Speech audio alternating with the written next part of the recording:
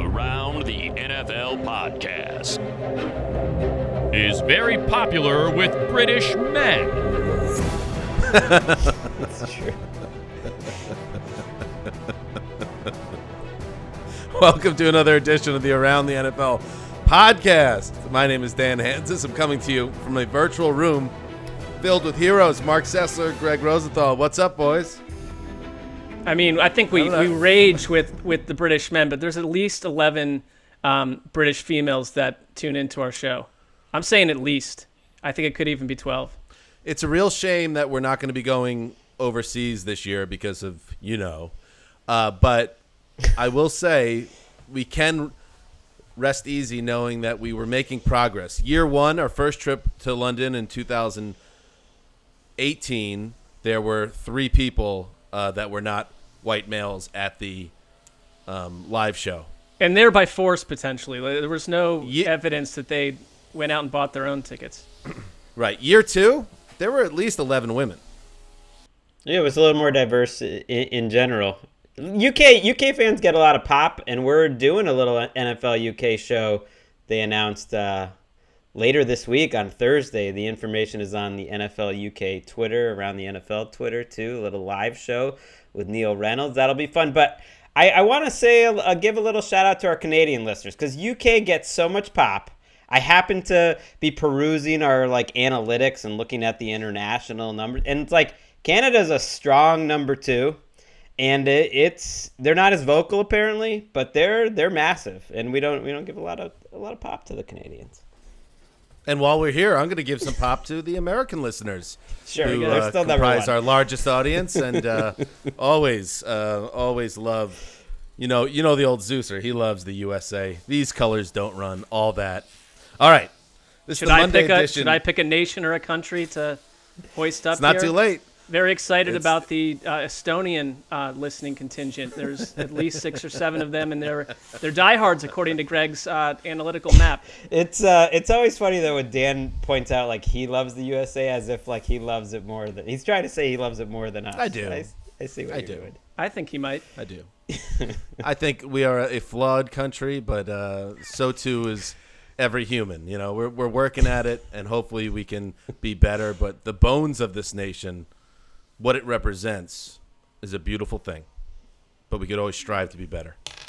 USA. Okay, now let's get to it. What's happening? America's not it's not a place. It's an idea, boys.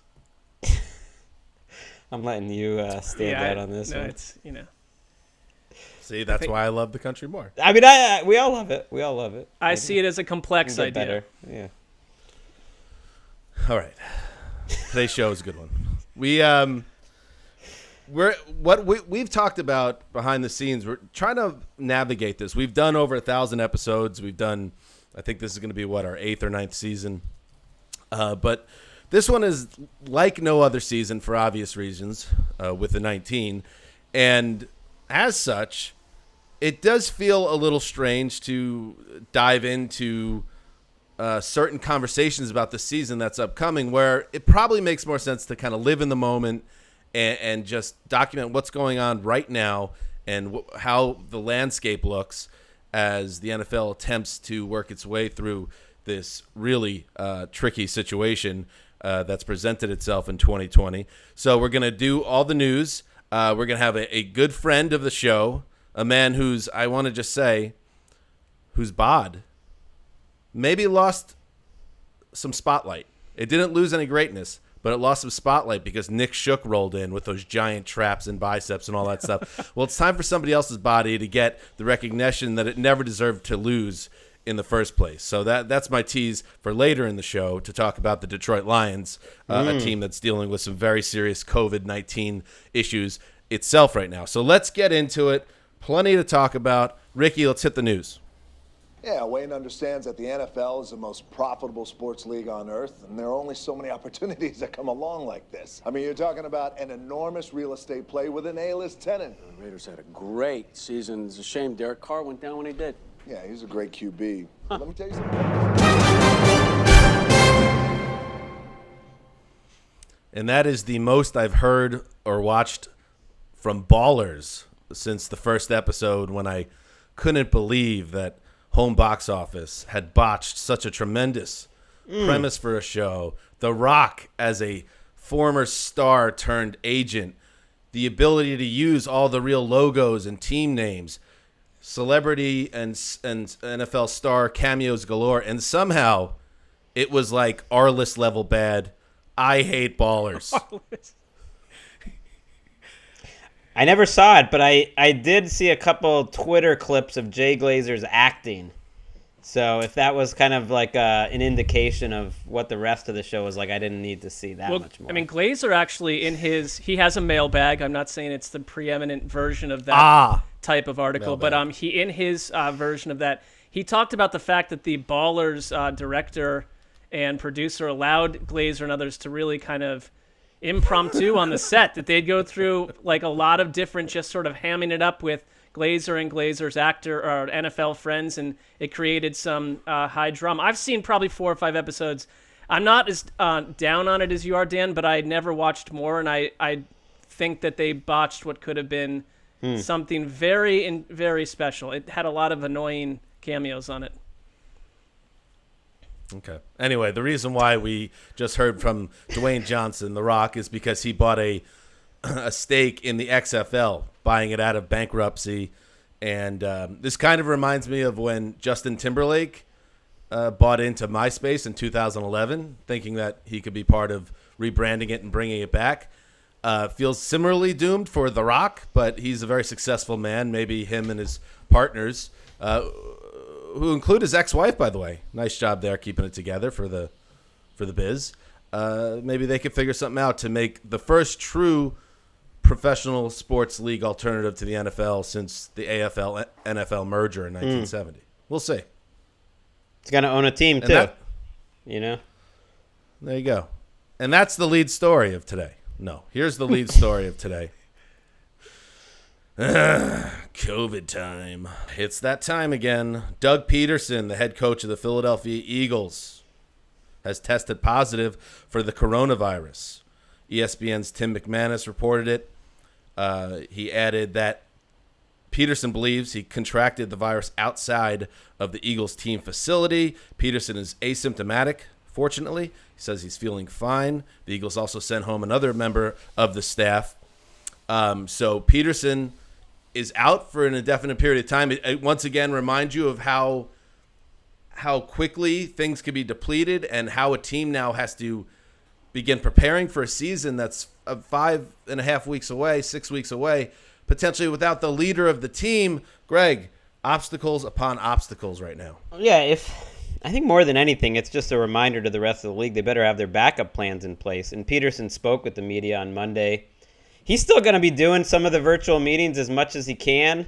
Sounds like a lot. I mean, if broadcasters, I remember Chris Cuomo was doing shows from his basement with the virus. I guess you can be holding your virtual meeting. So Peterson's away from his family.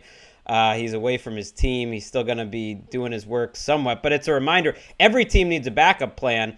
And not just for your head coach. You need a backup plan for every single coach on your roster, for every single staff member on your roster. I mean, what if you lose, the Vikings lost or the Chiefs lost their medical examiner? So you're going to need to have backup plans on backup plans for players, staff, coaches, and it's going to be a season full of backup plans. Like best backup plans wins because everyone's going to need some of them. I mean, I think in this case it's Deuce Staley for the Eagles. And if you want to look at it from a rose-colored glasses POV, I guess you could say that in the season, a guy like Deuce Staley, some of these guys who have been at the assistant level for so long, that it might be a chance for them to come in and coach a win or two and show what they can do in the same spot. But I think it's when you lose the cluster of defensive coaches potentially.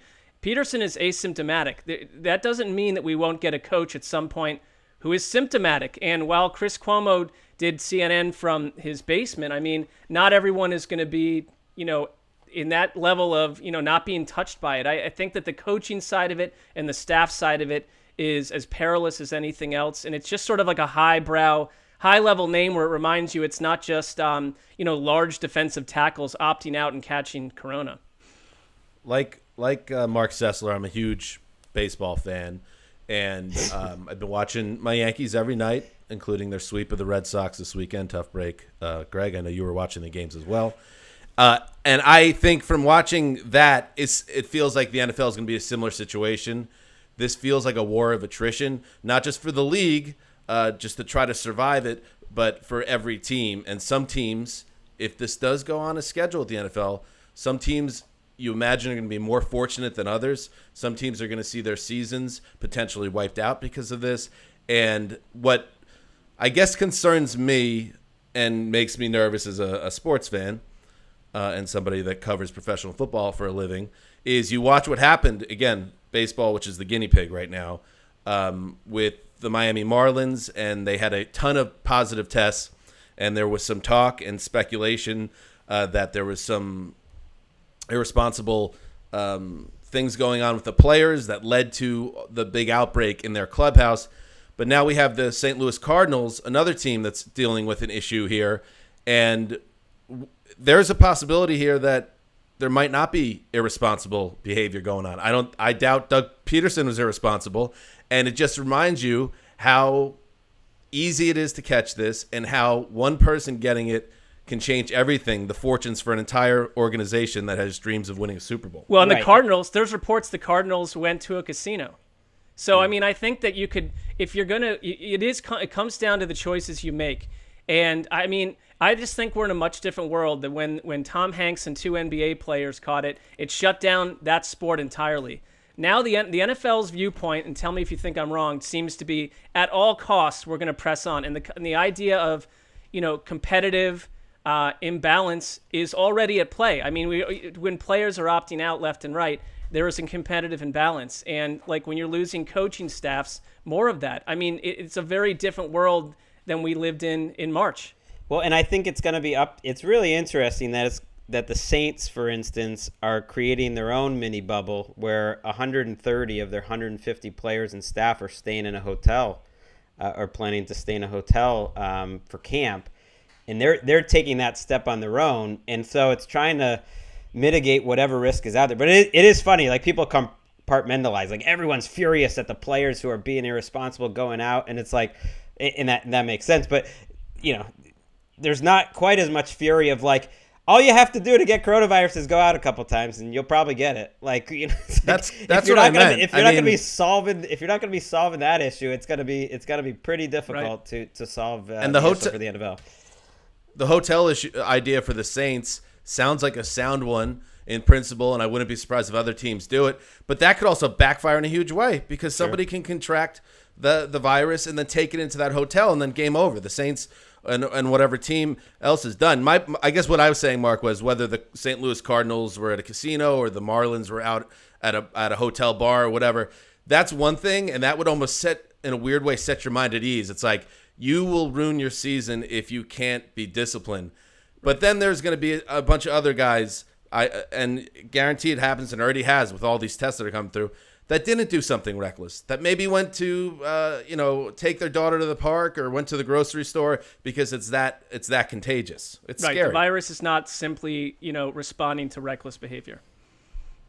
All right. And speaking of the COVID-19 virus, the Lions and the Jaguars have placed their starting quarterbacks on their reserve COVID-19 list. Matthew Stafford hits the list after results came back from the team's third round of testing on Friday. It is unclear how long Stafford will be out per NFL protocol, but the team is scheduled to start their strength and conditioning workouts on Monday. And Stafford, of course, very unique situation for him. His wife, Kelly, had brain surgery in the not-too-distant past. She just had a child this spring. So you wonder what Matthew Stafford's thinking right now. We talked about this on Friday's show. What a huge franchise-altering decision a franchise quarterback has in front of him if he feels uncomfortable about playing. I have no idea where Stafford's at mentally right now on that, but that's the situation. And then your boy, Mark Sessler, Gardner Minshew, he was added to the COVID-19 list by the Jags along with 4 other players on the Jaguars. So Minshew, who's locked and loaded as their starter for 2020 in Jacksonville, he also is in the same boat now as Stafford, waiting to get well and get back on the field. Yeah, I think part of it is we're thinking it's August. There's all this time for conditioning and, everyone will be, in theory, back and ready to go in September. But imagine if this were week 7 and you lose Stafford, Kenny Golladay, we mentioned in the last show, TJ Hawkinson, you're blooming into a productive tight end person right there. That's a huge chunk of your offense. Again, it just points to competitive imbalance for me. And losing a quarterback is one piece, but you could also lose 4 defensive linemen. I mean, I want to be positive about this, but I think it's as tricky a scenario as by 10 that we've ever encountered. Now, the NFL's hoping that all this, daily testing, that they're finding people, that are testing positive, and that the tests, now that hopefully the players are coming in and they're being safe, that the numbers are going to go down. But it's hard not to notice that they're a little clustered. That I think there's 7 or 8 teams that haven't had any positive tests, but you got like the Lions offense that, you don't want to guess what's going on, but they were working out separately, like the NFLPA told them not to. And there's been clusters on a couple teams, Jaguars and Lions and Vikings being 3 of them. And yeah, your mind thinks about the season and if that happened, because in theory, it's not like the virus knows when the season starts. There isn't that much that's really changing between now Actually, and then. it does. Greg, sorry to jump in here. Big fan. The virus is aware that September 8th is kickoff, and they are very excited about it. Yeah. Well, it is very excited about it. That would be good news. But it's such a dramatic whiplash of Jaguars.com is sending out this slow motion video of Gardner Minshew on Instagram and Twitter. Check out our Instagram, by the way, Around the NFL. Big pop for that right now.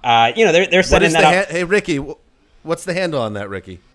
Come on, Ricky. It's at the ATN podcast. There you go.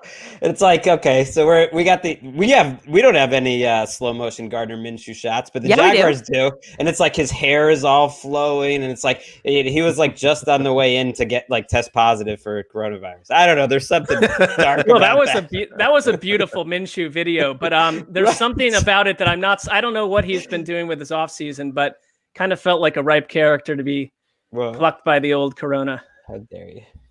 What, do you think because he's so charismatic that coronavirus is going to help itself? I mean, I think that all sorts of things are attracted to Gardner Minshew, and as are probably, airborne diseases. So. Including one guy on this show. I think he's a great player, and he's an exciting character, and the NFL needs him right now, so I couldn't be more on his get better. How about that? I'm excited for you, Mark, because you're moving. You shared me photos of your new home that you're moving into with your family, and it looks great. I'm very happy for you guys. Thanks. Just so happens that Corona did send an evite for that Thursday night kickoff game, Texans-Chiefs. They're setting up a party at your house that night, so watch out. I mean, you'd think in past years it would be my dream to get not a really devastating version of Corona, but just a soft one that kind of pulls you a lot of people's sympathy and empathy about this guy's been through a lot, but it doesn't really, attach you too hard. In this case, I'm over it. I don't want to catch it. I don't want my kids to catch it or any of you. It's lost its appeal. Bold stance. Okay, good. Nice, good lesson to learn there. Greg just wants to have. Greg just was like, get Cecil out of here and put Patrick Claybon in here for the rest of the season. What are you talking about? That's all this guy wants. I'm just saying you're really going out on a limb. You don't want to catch coronavirus. Please. In other news, most years I would have loved this coronavirus, but not so much in 2020. It's lost its flash. In other news, it is good times to be a Jets fan. Jets linebacker C.J. Mosley, who signed a massive free agent deal entering the 2019 season and then ripped up his groin in the opener and basically missed the whole season. He has now decided to opt out of the 2020 season. Source told Rich Cimini it was due to family health reasons. Mosley, his contract tolls. You're going to hear that a lot with these different things. And we'll talk about the opt-out situation in the NFL, which is murky right now, and some people are not happy about it. But Mosley, who has 4 years left on his deal, he opts out. So what that means is he gets the stipend from the NFL, I think $150,000, is that what it is? That will be taken out of a future salary unless he has an underlying medical condition.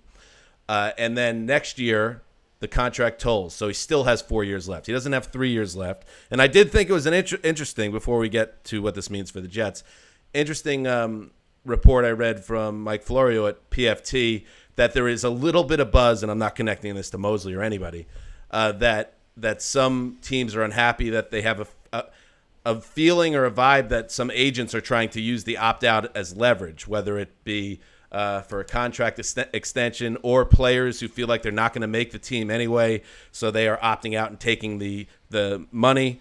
That is a report that I read. I don't know what it means, but it did raise my eyebrow. Well, put your name on it then. That's a serious. I mean, the people that are being sources for PFT, because that's a pretty serious accusation, and I don't see I don't see any specific players that anyone's suspecting or fits that MO, because ultimately it's just fronting them, unless they have a medical condition, which no one's going to have a problem with, like Marcus Cannon, for instance, is officially the second category where he's getting $350,000 because as a former cancer survivor. It's just giving the money that they're going to get later anyway. So if you're going to be whispering about that, I don't know, put your name on it. Please. All right, I like that, Greg. And as far as the Jets go, Mosley was supposed to be an important part of this defense, obviously. So in the span of a week, they lost Mosley, Jamal Adams to the Seahawks in a trade. And the Jets, I will say, they're pretty deep at inside linebacker. They did a nice job, Greg Williams, plugging the holes with Mosley out last year. But it really does feel, and I try to be optimistic as a Jets fan, as stupid as that idea is, but you can't take away that much talent from that defense. And I do really like Greg Williams as a coordinator. And expect this team to compete at a high level. And it just reinforces to me what the 2020 Jets season is about, with all those draft picks ahead and the idea of building toward the future. This, to me, is more and more becoming a season that's about, can Sam Darnold progress? Can this offense take the next step with Gase? Because once you remove those two heavy hitters from the defense, I feel less and less confident that they're going to contend for a playoff spot. There's just not enough talent on the roster. I mean, I think if you're Joe Douglas, who we can agree is probably the one thing you could say going forward, it's Douglas and Sam Darnold that you could still see here a number of years. When Mosley's contract now isn't going to complete 4 years from now, it's just less and less, in my book, the odds of him even being there at that point. I think if you're Joe Douglas, if you want to be an optimistic Jets fan, you've got to go through another rough ride. It's going to be it's probably, on paper looks like a rough ride, but you're setting the table to attract maybe a different tier of available coach with all the future draft picks and a quarterback in place if Darnold improves, to get a coach that you don't have to, who isn't a dead man walking right now. Gase is a dead man walking, and I just don't know. I think it's another tough year on a fan base to sign up. And all the pretty words about Greg Williams. I mean, Greg Williams won't be there 5 months from now. He'll be he'll be an interim coach for the second time in 3 or 4 years. Williams has a history of Mark, you're getting fired up about the Jets again. Calm down. No, I think I'm being optimistic. You're going to get a better coach, which they probably should have done earlier. Yeah, I don't know about optimistic. You're in a better environment. I think you could make a better argument. All right. Mark. Well, Williams has a history. He was really good at improving kind of a under-talented group to average or better than average. And the second year usually goes okay, and then it usually starts kind of going off the rails. But we don't need to linger on the Jets too much, but it's funny. I remember writing something about the Jets earlier this offseason. I said, if you look at their roster, I think the only position groups that are average or better or have a chance to be average or better are inside linebacker and safety. And now those ones I wouldn't say would qualify either. They'll probably keep Avery Williamson, who is maybe not going to make the team. We don't really know. And I am going to point out, it really reminds me of Juwan James, who wasn't in our rundown, but I'm going to throw it out there anyways. The Broncos right tackle, who, like Mosley, got a huge salary, like two of the highest paid players in free agency last year in terms of guaranteed money. Barely played at all because of an injury last year, like Mosley, and also opted out on Monday. And also, that's going to be a troubling position group potentially for the Broncos. So, two guys, it's free agency. It's always a risk, and these are two guys who got a lot of cash. Where do you find a right tackle right now? You're not going to find a right tackle. The Jets also released Ryan Winters, their guard. He's been a starter since 2013. He should catch on somewhere else as either a depth or starting piece. Speaking of the opt-out, Patriots safety and their forever captain, Devin McCourty, on Sunday, he he spoke out. He's angry with the NFL for attempting to move the deadline in which players can decide whether or not they want to opt out this year. Here's what McCourty had to say. I think it's an absolute joke that the NFL is changing the opt-out period mainly because they don't want to continue to see guys opt out. I'm sure they're shocked about how many guys have opted out. I think it's terrible. I think it's BS that the league has changed that date. And the Patriots, of course, Greg, have had 8 players opt out of the 2020 season. That's the most in the NFL. And you wonder, McCourty speaking out like this, if he could be next. Yeah, listening to his quote, there were a couple interesting things. Number one was what you just said. The way he mentioned it, he thought players still hadn't decided, that they haven't even been in the facility, and that there's going to be more to come. And so that was my take, which has been borne out, because I think when we last spoke, we were in the mid-20s in terms of opt-outs, and now we're speaking Monday afternoon. We're in the mid-40s, so it's almost doubled since Friday, and it looks like it's going to continue. And he indicated, maybe he wasn't totally on board or not. The other thing that's interesting to me is he's responding to a report from Adam Schefter that the NFL was going to make the deadline Tuesday or Wednesday instead of being 1 week from when they actually signed the CBA. Remember when we were like, oh yeah, they signed the CBA, and we said that live on NFL Network, or we retaped like a whole segment. That was 10 days ago. They still haven't signed it. Still hasn't happened. Like, the players don't have to let them move that deadline, so we haven't heard anything about it since. That's kind of a floating story, and if they are going to move that deadline, the players are probably going to ask for something in return. I have no idea what that would be, though. And Dan, the other side to the report of agents saying that there's this sort of negotiating for new contracts is there is concern, according to Florio through a source, unnamed source, that players are just using this as a way to guarantee income, even though that doesn't make a lot of sense because it would come out of next year. Players on the bubble are saying, if I think I might not make this team, I'm opting out to get the money, but you'd still have to give it back if you didn't make a team next year. So I find that to be a dubious idea. And look, I mean, if anything, I think the opt-out, and this is just my personal belief, should be extended. They should put it out a number more weeks, because this has to be a careful decision that you don't want to rush to opt out when you find out the team is handling it the way you are. If we were going to go back into the workplace with a similar situation and you had family members concerned, it makes sense that you'd say, let me go see what it's like. Let's get an idea of how much we think this can work, and then make a decision versus having to do it in a rush. I hate the idea that players feel, if more people feel like McCourty, that they're being pressured into this decision. I'm totally with you, and I'm going to bring Kevin Patra on right now, our buddy, to jump in on the convo if you want. Hey, how's it going?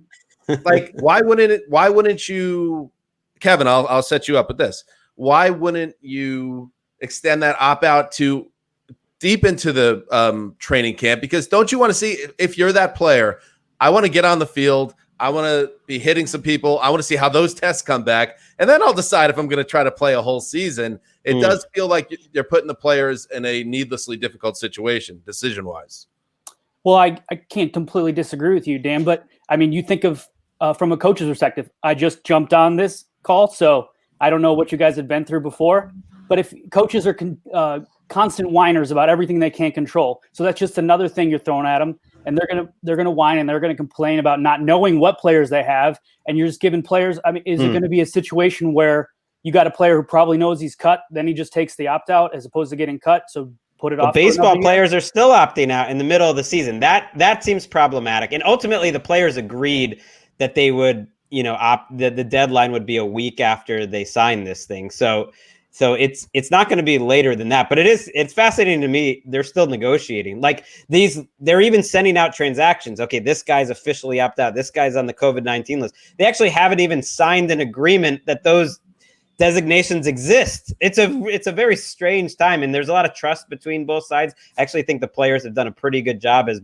Devin McCourty kind of pointed out, standing their ground. And this is one I wouldn't be surprised if they do stand their ground and the date doesn't wind up getting pushed in the end. Patra. All right, that's what's happening in the news. Yes, Kevin Patra is joining the show. It's been a while. It's been too long, in fact. It's been and too we're long. So happy that Absolutely. Yes, it has been. And it's the reason you sprung to mind, Patra, is because we wanted to pick one of these teams that's dealing with a lot of drama right now and in this modern NFL landscape. And your Detroit Lions are right at the top of the list because not only do they have, I believe, 7 players on the COVID-19 list, it's also now Matthew Stafford. And it happens set against the backdrop of a very important year for the Lions, a year where there's a belief. Greg, I think you talked about it on our sneaky last show. Trendy. I think they're kind of a sneaky trendy team. That they're technically a favorite according to one odds maker. And there's a lot of hope around the team, but then also a pessimistic side that says Matt Patricia's still the head coach and this ain't going to work. Where's your head at as a Lions fan, as just someone that follows and writes about the league so well on NFL.com right now? Yeah. Well, I think we're all in a world of unknown. We don't know anything. Like, there's a part of me that says, well, we don't know about COVID a lot of it. Maybe this is a thing where, Matthew Stafford contracted it, and now he's going to clear. He's got antibodies that he's not going to have to worry about it later in the year. We don't know that yet or not. So I think that the optimistic side says, well, maybe we get this out of the way early. And I think with Stafford going out on the COVID list, people are kind of forgetting that Kenny Golladay and Hawkinson are both on that list too. And that just like triples the factor for it screwing up the entire offense that looked kind of like it could be one of the better offenses when Matthew Stafford was healthy under Darrell Bevell last year. And that, you add Swift, but the COVID situation just does what it does to every team. And it just a lot of unknown at this point. I mean, you hope Stafford's okay, asymptomatic, obviously, but at this point, what do we know about this virus is very little because it keeps seeming to change by the week and by the month. Well, think Kevin, about the Red Sox player that's, Edward Rodriguez. We don't know what, we're not expecting this to happen to like a great number of NFL players, but you think about the Red Sox pitcher Eduardo Rodriguez, who's out for the season because of complications having to do with COVID. And that's what you are worried about, that when these guys get back on the field, look, the Lions players might be back on the field by the time pads are on anyways. I mean, that's not happening until August 17th. Not a lot is really happening other than like working out and mentally preparing. But you're right. Like having the unknown of like how these guys are going to deal with it afterwards is, I don't know. How can that not hang over you? What do you think about the Lions, Patra? I'm cautiously optimistic. If Stafford can stay healthy, I like the offense. My pessimistic side is on the Matt Patricia defense because I still don't see where the pass rush is coming from. Unless somehow Gerard Davis turns into edge rusher overnight, because I don't see where he's going to fit in otherwise, or Jamie Collins becomes something that we haven't seen in the last few years. I don't see where they're going to get pressure. The back end of defense doesn't bother me so much. I like Okuda. I think he's going to be a really stud player that's going to fill in for Slay a lot. But there's this whole pessimistic side that this is a team last year that had no depth. And you saw that when Stafford went out and other guys started getting hurt, still doesn't have a lot of depth. And that's going to be huge in this year with guys going on the COVID list. It's going to happen since some Lions already got sick. So you just assume that's going to happen during the season. And if you have a shallow roster, I think you're going to get screwed at the end of the day. You talk about teams like the Saints, like the 49ers, like the Ravens, like the Chiefs, the upper echelons team, they can withstand a guy going down to a position group. Shouldn't be shallow. Bob Quinn's 4th year there. No excuses. Shouldn't be, but are. I mean, when you're banking on expats the whole time, and that's how you're building your roster. You're going to be shallow because these veterans, you know who they are and you know who they're not, and they don't have crazy upside anymore.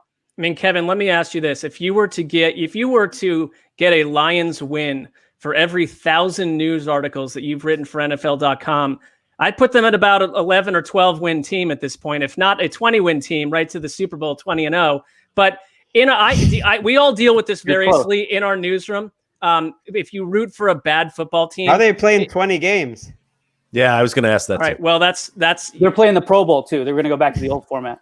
If it were the old format, you could go 20-0 if you went 16-0 and maybe won an extra preseason game. I don't know, 19-0. The championships used to play the college all-stars. We're going to go back to that. Throw that. We got to find that. We need to find that 20th win somewhere. I'm getting killed for math on this show. That's where we're at with this point. I mean, I would just ask you though, do you feel that the national? Because I think it was the last show where I said I thought they could be the 7th the seventh playoff team in the NFC, because I could see them maybe just going old school and running the ball like 45,000 times and just maybe sneaking in there. There is a reason to kind of like the potential of the Lions. Do you think but the other 4,000 times I mentioned them, I just sort of feel like they're boring. Do you think that's an unfair viewpoint from the national media? Yes, just specifically you, Mark. I think it's unfair. Well, I'm not alone. I didn't come up with that on my own. Given that you've gone through the pain of a losing team year after year after year, just to look north of your rooting interests and just decide to kick us at every moment on the show, I think is just completely unfair. I just called you the seventh NFC I think you have team. a bigger heart. Yes, yeah, you're trying to, one magnanimous. One kiss on the cheek is not worth too little, too late for the groin. I hear you. So, I don't know. Can I say something, Patra? A lot of people are buzzing about the Lions if they can be healthy and on the field. I'm a little surprised that people are so pumped up about the Lions. Not that they're so pumped up, but this team ended last year on a 9-game losing streak. Their defense was horrendous. And the head coach, and listen, this is coming from a fan of a team that needs to get rid of their head coach, and you already know it, and he's still there. Patricia, to me, has all the earmarkings of one of those guys that just doesn't work out, and you're almost planning ahead, even while the season is yet to begin, as the future without him. I mean, maybe Matthew Stafford does stay healthy, but this idea, there's two things going on. We're going to do some division previews, so I don't want to get it too big picture. But two things that surprised me, what I've heard this summer, is people talking up the Lions and people assuming the Packers are going to come down to earth or somehow slip this season. That surprises me as well. Oh, I think you got twofold things. I think that people saw what the Lions looked like with Stafford when he was healthy, and he was top 10 quarterback, in my opinion. I think he flew under the radar a lot because they lost some games. I mean, this is a team that could have started out 6-0. I mean, they should have beat the Chiefs. That game was a great game, 34-30. I think that's what people are clinging to. Now, I agree with you on the Matt Patricia thing. I mean, look, let's be honest. He took over for a coach who was a dead man walking the time they hired the GM.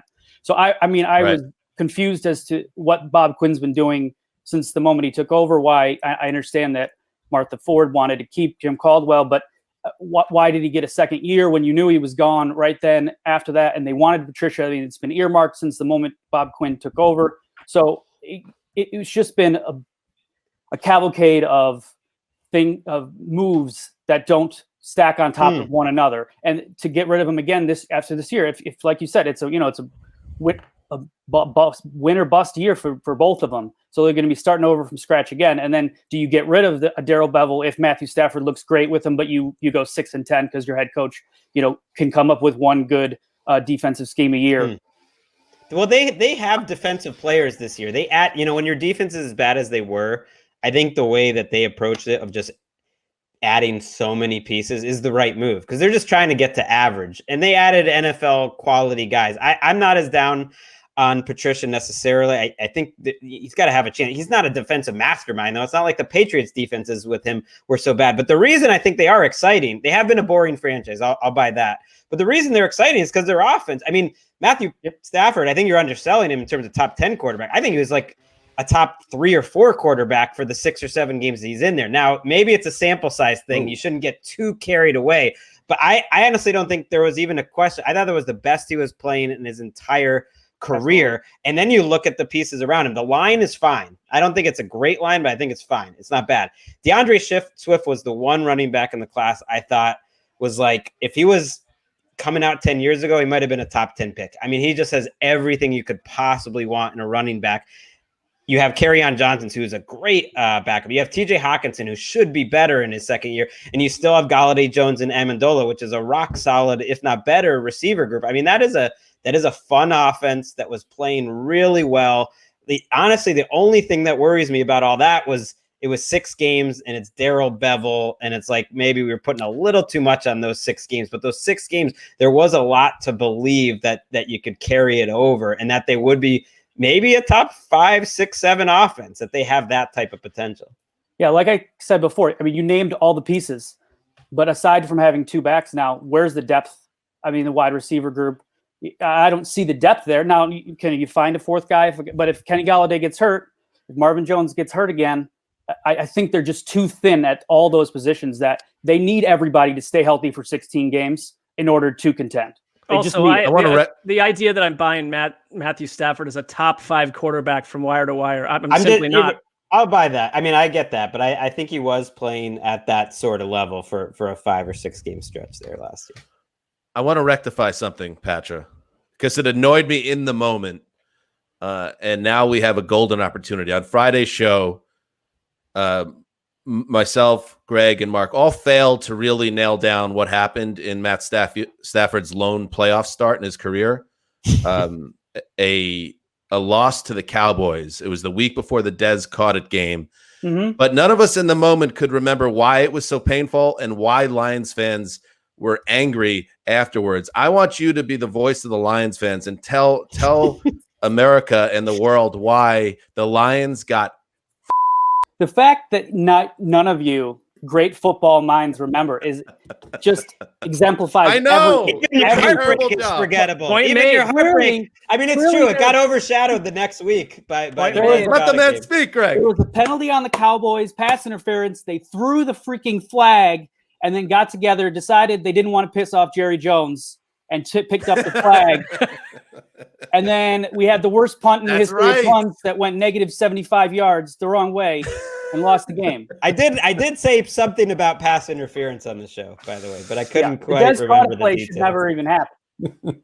So, yes, maybe karma caught up to the Cowboys the next week. Did you? I guess as a Lions fan, you got something out of that. Well, I mean, it was the Packers, but yeah, you know. It's true. It's all losing. It's all losses. That's why the Lions will always stay high up on the pain rankings, because with the true painful franchise, there's layers to it. Oh. Just when you think that the onion is peeled back all the way, there's just more. And Patra, as a true fan, sees that.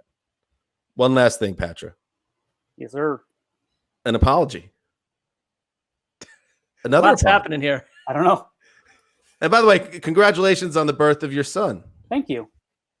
It's been too long. It's been too long since we had you. He's almost 4 months. How you doing? How's fatherhood? Oh, it's great. In a pandemic. It was the first couple months when he didn't see anybody. That was pretty good. We got to figure out how to be parents without, the in-laws over every other week and such. So, but it's good. Yeah, it gets a little tricky with the in-laws. You better hope they're not around the NFL fans. Yeah, we're good. Nah, they're Americans. Okay. Probably not. But my apology, Patra, is this. And again, an apology on behalf. This one not on behalf of the podcast. This one's just me. When Nick Shook hit the scene and started showing up in the podcast studio with that body, I might have been might have been carried away by it. I might have even given your drop to Nick Shook, the workout drop. And all that was wrong because you are sneaky yoked. You've always been somebody that's had a masculine build. And I want to tell you that I still appreciate your body. And just from the looks of this conversation, maroon. Thank you, sir. I appreciate it. I'm actually going to go work out in about 20 minutes. So I'll be thinking of you. And what are you working on right now? I'm doing Insanity Max 30 Beachbody. Yes. Wow, Beachbody. Yeah, no, Kevin and I have had many conversations about Beachbody. So. Wow. Yeah, Sean King's the man. I feel like we're really missing Wes in this conversation, though, because Wes was kind of the Kevin Patra body truther. Yeah, it was always like, He's like, maybe it's like maybe you. Well, in his mind, it was the truther. What Dan's giving him a little too much pop here. I think he said something like, "I've seen 1 billion 5'9" guys who weigh 160 pounds or something." Yeah. Which he felt took about 30 pounds off me, but that's fair. I appreciate all criticisms and all praise equally. You do look like a fireman in his prime right now. That's my it's the shirt. My brother's unit in Livonia, Michigan. There you go. Shout out to what's your brother's name? Matt. Shout out to Matt Patra, the fireman. Yep. How about that? Who gets more respect in the family? Your firefighter brother or you, who's carved out a really good media career at the NFL? Probably. Well, I mean, that depends. I'm not going to answer that question. Wow. Think on that one. All right. Patra, I know you have an appointment with the IT department, which Yes, I do. everyone dreads at the level of like a dentist root canal scenario. Well, So good luck with that. yes, sir. Appreciate I mean, that. it really comes down to, and it's not just the NFL. It's any big company. When you call IT, it all depends who you get, because there are some great people in the IT department that will help you out, and some where you're just like, oh, my afternoon is over. This is going to be terrible. Patra rolling the dice in real time. Yeah. And I'm sorry for Patra's brother out there, but they respect Kevin. Maddie. They I respect don't know. Kevin. I'm telling you, you said that. Ooh, firefighting. I mean, saving lives. How about writing a blog on the 4 new additions to the Jaguars COVID-19 list? Exactly. You ever do that? How about covering 6 Super Bowls? Right. Yeah. Priorities, please. All right, Patrick, we'll let you go. All right. Sorry, buddy. Thanks, guys. Appreciate you. All right. That was good. It's been too long. He really may be, as Mark alluded to, in terms of the amount of posts he's written. If I had to guess, I think Kevin Patra has more page views than any writer in NFL.com history. I think it has to be. No doubt. It has to be. I mean, he's gone nonstop for. I mean, we were all in the 9 mix years. there for a while, but now, maybe even had a lead over Patra, but probably for a while there. But he's dusted us. It's almost impossible to imagine this now, but I remember working Saturday shifts when we were the news writers and doing 16 stories in one day. Absolutely. Patra's been grinding that path for many years, and he's a good man. All right, before we go, here's the problem. Here is the problem with Ballers ultimately. What HBO and The Rock attempted to do was create sports entourage. And we all remember Entourage, the aughts HBO comedy, and it's kind of become a bit of a punchline with the benefit of hindsight. But if you were in that moment, if you were in your 20s in that decade, and I will raise my hand to this, and I think there's many listeners that are in our age range that are the same way. You watched Entourage, you kind of were into it. It was kind of a way to like live vicariously. What would it be like to be rich and famous and in your 20s in Hollywood? And then the show just got increasingly terrible. By the time Entourage ended, we didn't need Entourage anymore. But The Rock and HBO says, let's cook this stew up again and throw in the Miami Dolphins and the NFL and all this stuff. And it was just like, it left a really bad taste in my mouth. That's why I hate Ballers. Hey, I mean, that's your right to judge it as you see fit. How many episodes did you watch? I mean, I'm generally with you, but I did honestly watch probably 3 or 4 because I really wanted to give it a chance. And I love HBO. I do. You know what the problem is? Rewatch of Sopranos. I think, look, maybe a fictional weekly football show could work or not, but I think the part of the problem is, are you going to be better than Hard Knocks? Are you going to be better than Last Chance U? I thought I was done with Last Chance U, and the buzz out there is this is the best season yet. Had to turn it back on, and it's awesome. Like I know it's not, that sort of thing's not for everyone, but if you're not going to top the drama and the characters that you're getting in those reality shows, you don't need it. You don't need Ballers. I mean, I'd say the NFL's actual news cycle has better stuff happening than Ballers did too. It's kind of like a House of Cards scenario where real life started to trump plots that were fantastical in a dated time. I mean, Ballers is not pushing the envelope enough when those episodes were coming out, based on Ricky, the 4 that I saw. Ricky, you get the final thought on Ballers. Yeah, no, it sucks. You never watched it, though, did you? No, but it's not like I've seen clips of it. It's terrible. All right. I'm just hedging my bets for when The Rock takes over a big chunk of NFL media 2 years from now. Be like, that guy was on board with my show. And my one last rant is Kai Forbath got released by the Cowboys, and it's like, why did you even sign him? Why did you waste the man's time, Dallas, Jera, Steven, the whole gang, McCarthy, when you just went and gave Greg Zuerlein a nice contract, and then you keep Kai in limbo for months? And now where is Kai? Kai is unemployed in the midst of a pandemic that's getting worse by the day. You didn't do right by Kai. Kai might be Kai, but Kai doesn't deserve that. And the Dallas Cowboys, speaking of karma got you in the 2014 playoffs. It's coming for you again for what you did to Kai Forbath. If he's out of the league, if he's made his last kick after what he did for your franchise at the end of December, you were a mess in your special teams game. And what did he do? He shows up, he goes 9 for 9, and he just kicks everything straight through the middle. And this is how you treat him. You try to ruin the guy's career.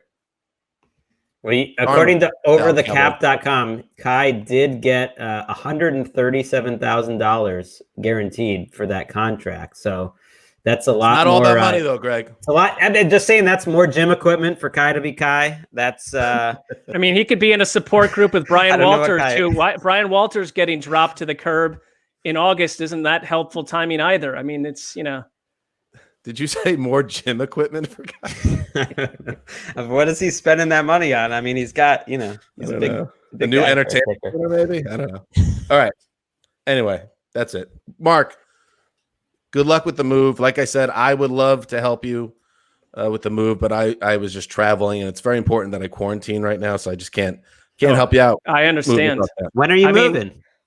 Well, it's this sort of slow Ho Chi Minh Trail process that will take place over the next 17 or 18 days. I was going to say, when does the lead start? How is it related to like the? I'm not judging either, but I would just claim it's not a pleasant experience. But thank you, Greg, for always diminishing what your friends go through. It's appreciated. But I'm available, leaving. Mark, in 14 days. Thank you. We will speak then. I'm literally leaving the show right now. All right. Bye, Mark. Bye. We love him. Stan Hansis. He did. He actually left. I think he was done with today's show. Is a very legitimate take I have. Oh, yeah. He was done 30 minutes ago. I think he was done with Greg, too. Oh, yeah. You got to text him, Greg. This might be a text. He's not the first one, It's not the first time. He's not the first one. Just is this one of those days, Greg? It happens a couple times a year, maybe, where you have to send the reach out text to Mark. Is this qualify? I mean, it's probably more than a couple days. I don't know. I mean, my life is just a series of people that I annoy as I, travel along the Ho Chi Minh Trail. Right. On that note, this is Dan Hansis signing off for In Absentia, the Quiet Storm, the mailman, who's doing well, by the way. He's working at it, and he's working his way through this, and we hope to see him back with us sooner rather than later. The old boss and the great Ricky Hollywood behind the glass. Until Wednesday.